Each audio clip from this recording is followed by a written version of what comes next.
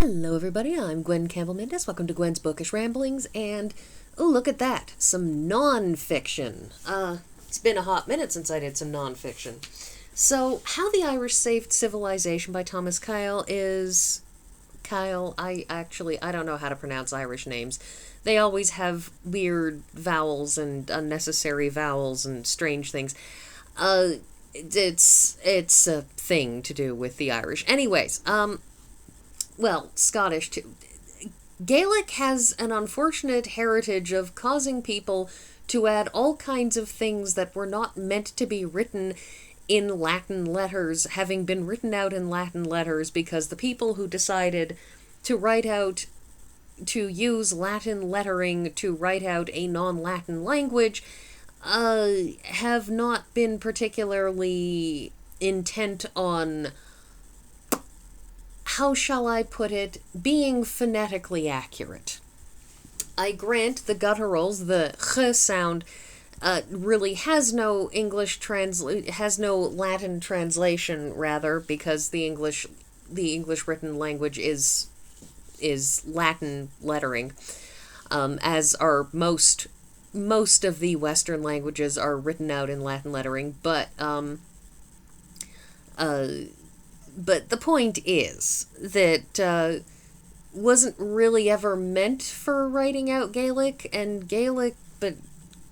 so Gaelic has kind of left a legacy of that. But then again, that's true all over to the British Isles, because just consider Leicester, which is written Leicester, but is pronounced Leicester.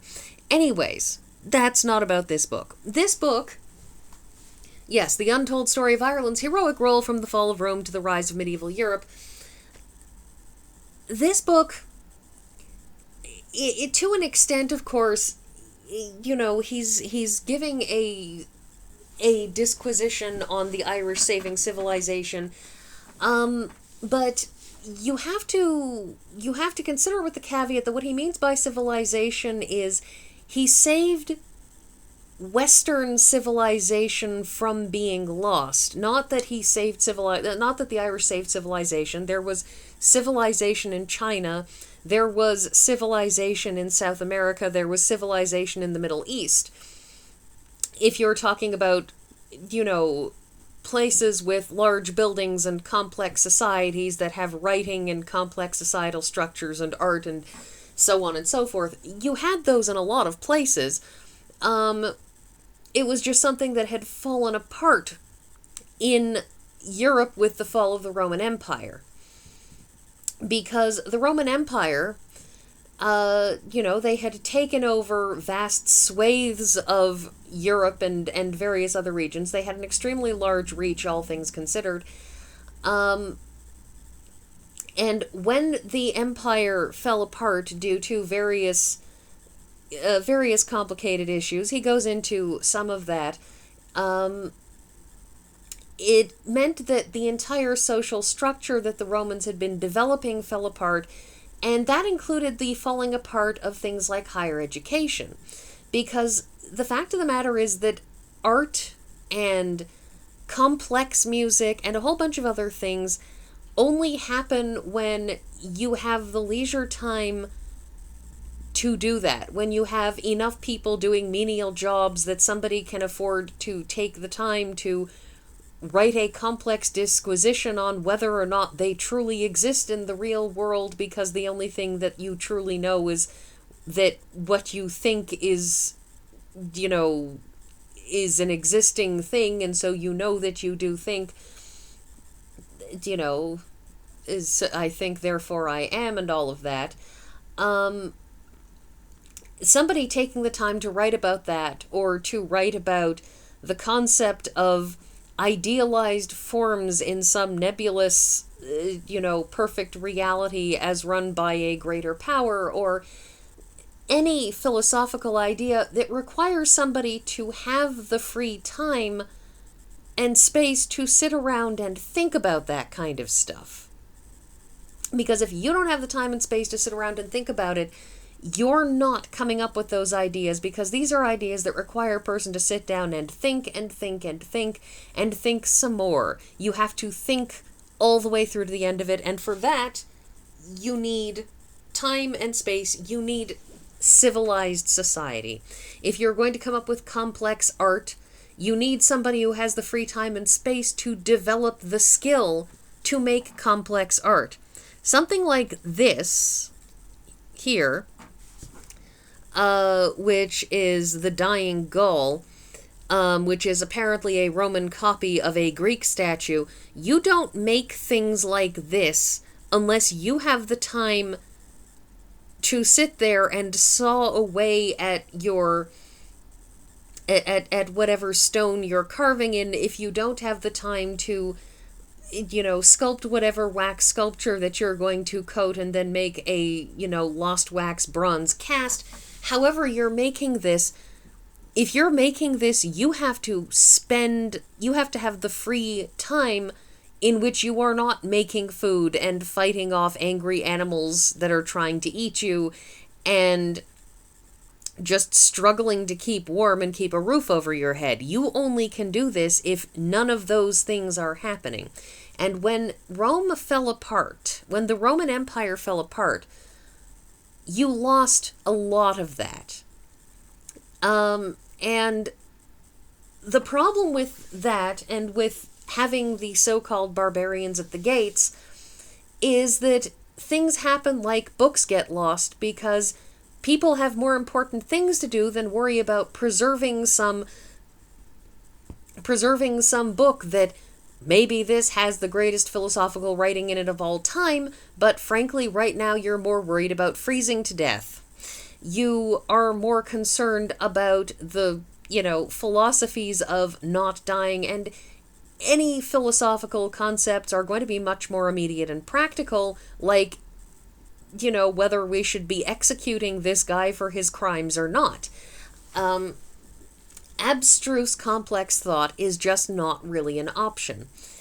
And so what happens within, as per this book at least, is that the books and the learning that started to vanish with the fall of the Roman Empire, those books found their way to the Outer Hebrides. What happened, that St. Patrick, who is deemed to be at least partly a real person by this book, certainly, as opposed to some kind of amalgamation or historical construct or any number of other things, he goes to Ireland and he Christianizes Ireland, and the Irish start to form communities that are setting out to copy books. That this is basically a society that was mostly illiterate. You had the Ogham stones, which are big rocks with like scratches on them that spell out things, but it's a complex and laborious form of writing that is not easy to read and takes up large amounts of space. It is not a compact form of writing. It is not a form of writing that translates well to things like books. Anyhow, so you have this society that's mostly pre-literate, and St. Patrick, he Christianizes Ireland and he brings literacy with him. And the Irish, according to this book, according to this popular history book, they discover reading and they delight in it. They delight in the discovery that I can take this stack of paper and I can understand how somebody else saw the world 1,000 miles away and 100 years ago. That they start to pick up reading and they pick up the philosophy in these books and they start copying them. And they start keeping all of these things alive, that anything they can get their hands on, they will copy out. And this is happening in monasteries, like I said, in the outer edges of Ireland, in these places that are isolated and you would think lost to time, but they start forming these centers where you have actual libraries, where you have actual numbers of books, and people start showing up interested in learning. Because where you have the only library for 10,000 miles, you're going to have people showing up who want to learn. And they basically started developing proto-universities and so on in Ireland. People started traveling to Ireland as a great intellectual center. And the thing about Ireland was, because it was on this island backwoods of nowhere, it meant that they had a lot of space and freedom to do stuff because nobody was going there before this. Nobody wanted to go there. And so they weren't really bothered by the fall of the Roman Empire. They were disrupted. And so you get this preservation, but you also get beautiful works of art like the Book of Kells, like these other illuminated manuscripts that just have these gorgeous, gorgeous pages with just all of this complex, beautiful drawing on them, and these books which they're not merely to be preserved because of the content of the book.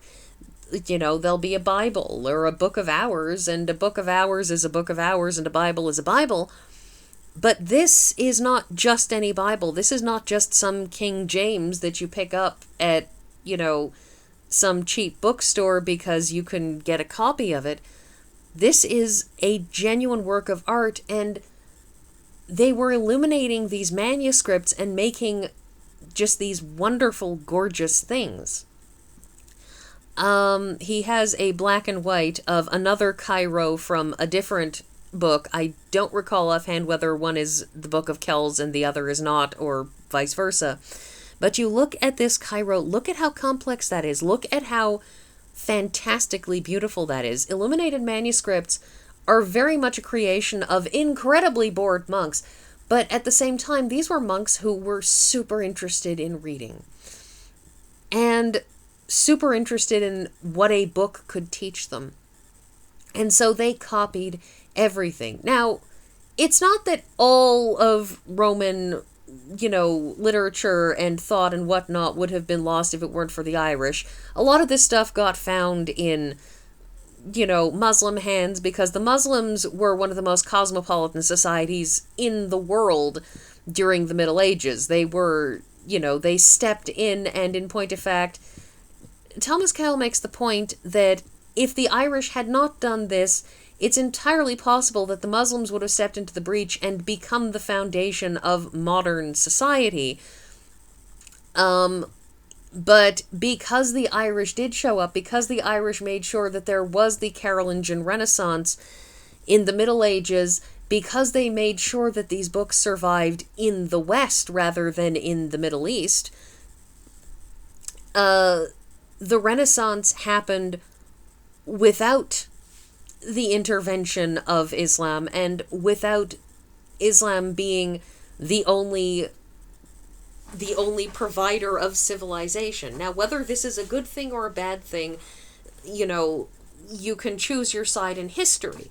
But this is something that the Irish did. And it's an interesting book. It's an interesting discussion. He starts by talking about Rome and where Rome was as it fell, and how it fell, and, you know, how they fell apart due to the barbarians, and all of these, the so-called barbarians, I get it, you know, they weren't barbarians, they were various Gaulish and Celtic tribes that decided that they wanted to cross the Rhine and head into Italy, because Italy is much more pleasant and warm than way up north. But be that as it may, they came rampaging through because because a lot of them were, again, kind of like pre-literate societies that decided to rampage through this literate society, and just Rome fell apart. And the Roman Empire fell apart, and it didn't pick itself back up again. It didn't collect itself into reforming some sort of coherent civilization until several centuries later. And this book makes the point, and I think it's reasonably well proven, that the Irish were one of the reasons that it was able to do so. So, yeah, That's everything, and I'll see you all next week.